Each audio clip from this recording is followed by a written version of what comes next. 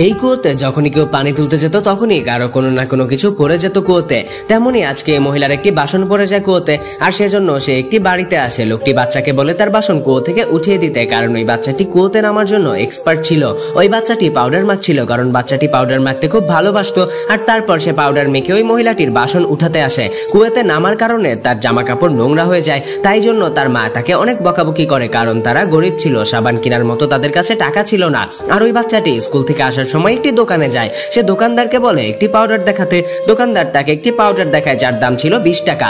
পাউডারটি বাচ্চাটির খুব ভালো লাগে, এজন্য সে বাড়ি ফিরে তার মায়ের কাছে টাকা চায়। তখন মা তাকে বকাবকি করে। পরের দিন একটি লোক তাকে কুয়ো থেকে বাসন উঠানোর জন্য ডাকে, আর তারপর সে 1 টাকার বোতলে বাসন তুলে দেয়। এভাবে ওই কুয়ো থেকে জিনিসপত্র তুলে তুলে ওই বাচ্চাটির কিছু টাকা হয়ে যায়। আর এরপর বাচ্চাটি ওই দোকানে গিয়ে তার পছন্দের পাউডারটি কিনে নেয়, আর তার সাথে সাথে তার মায়ের জন্য খাবার নিয়ে আসে। বন্ধুরা, এই ছেলেটির জন্য একটি লাইক তো অবশ্যই।